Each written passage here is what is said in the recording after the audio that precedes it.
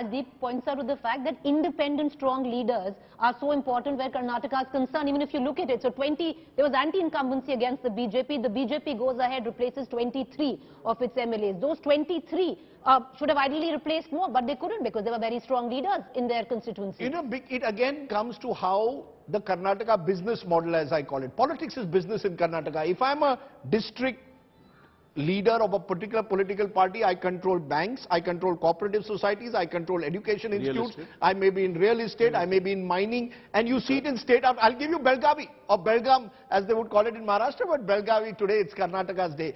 The fact is, you've got Ramesh Jarkhioli. He was in the Congress, switched to the BJP. His brother Balchandra Jarkhioli is in charge of dairy. He's the one who sort of handles the entire Nandini issue. And you've got, both are in the BJP. But Satish Jarkhioli, their brother, is in the Congress. Working president. And working president there. So you see, you've got a situation where even within families, you separate the spoils. Look at the number of families whose sons, daughters, nephews are all in politics. Every Karnataka former chief minister virtually has a son or a daughter today in politics. Bangarappa's sons are contesting against each other. Gundu Rao's son is there in the Congress party. You've got Bomai's son is the chief minister. S.R. Bomai, a Royist. He was a left Royist whose son now today is in the BJP. And the list goes on and on. H.T. Devagowda, of course, is a private limited firm in a way, the JDS. But that's the business model. I think Kannadigas have accepted that. I think what Kannadigas want, and Dr. Shastri is that they have decided we want to separate state and general elections. And the challenge for a national party is to one day ensure that you can converge your national identity with the local, which Mr. Modi has attempted in a way more than other leaders. Also, in many states, a multipolar contest from the 90s or the 80s has gradually become bipolar. Okay.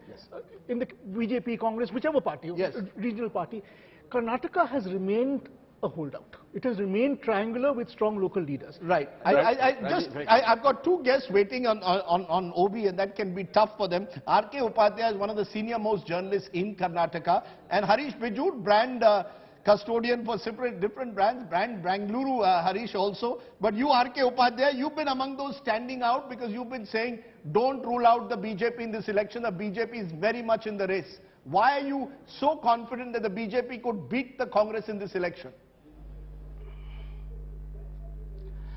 Well, Rajdeep, I think, the Congress party started up this campaign a few months ago very, very aggressively, and they were the ones on top.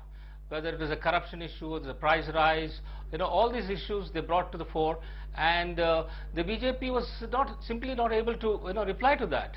And that is when, even this raid on Madal Virupakshappa happened, and Ishwarappa was caught with, red-handed. So these issues made, Bombay government defensive. So I thought, at that point of time, it was looked like a walkover for the Congress. I thought they will get a simple majority on their own. But then comes Prime Minister just about 2 weeks back, and then he takes over the campaign. He did a blitzkrieg across the state. I mean, he covered about 18 districts, held about 25 public meetings, 6 huge rallies, the road shows, and I think that has transformed the campaign in the Modi fact. I'm sorry to stop you because in 2 minutes we have to go to the numbers. Therefore, I have to stop you. Yeah, very quickly.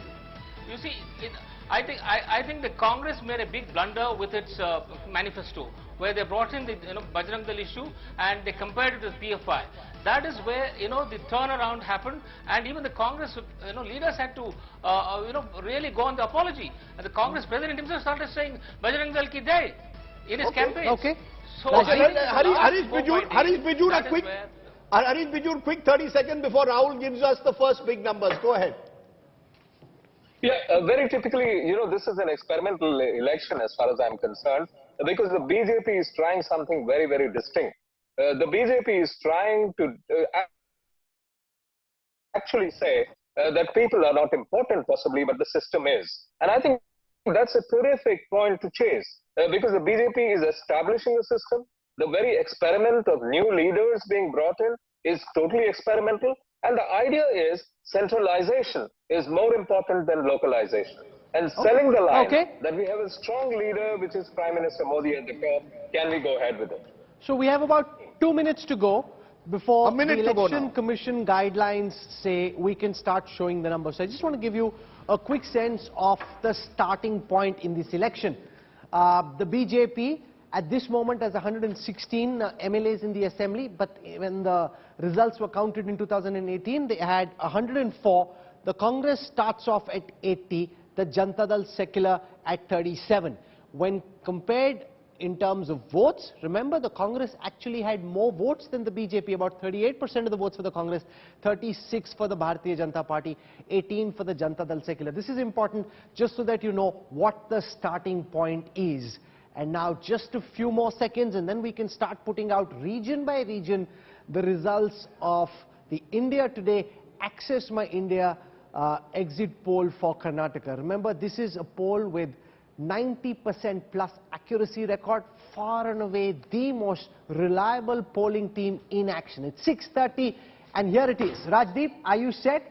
We start. You start, you kick off with coastal Karnataka. We'll start with coastal Karnataka, and what I'll do is, I'll show you where coastal Karnataka stands in the last election, okay? So 16 seats for the BJP, 3 for the Congress. That's where things stood in the 19 seats of coastal Karnataka. The coastal part of Karnataka is the smallest part of the state. It's also the most commonly polarized part of the state. Coming up, the first set of numbers from the India Today Access My India exit poll, which show that the Bharatiya Janata Party could end up with 50% of the vote share, the Congress at 40% of the vote share, 10% gap between the Congress and the Bharatiya Janata Party in coastal Karnataka, translating into a 16 versus 3 advantage for the BJP in this particular region of the state. Now that's very, very significant because that shows in coastal Karnataka, as was the case, Rajdeep, in the last elections, the BJP has gone all guns blazing and decimated the Congress. In fact, if you see the rise of the BJP begins here. If you look over the years, North Karnataka, which we'll come to a little later, but coastal Karnataka has been a BJP bastion, barring 2013, which was the one election where the Congress was able to actually get more seats. In general, since 2004, the BJP has dominated coastal Karnataka. And this is where I think the politics of religious identity has actually had a greater effect. A much larger Muslim population in coastal Karnataka. You go to places like Udupi, you can go to Mangalore, a beautiful part. You can go to Bhatkal, Uttar Kannada presumably is included in this.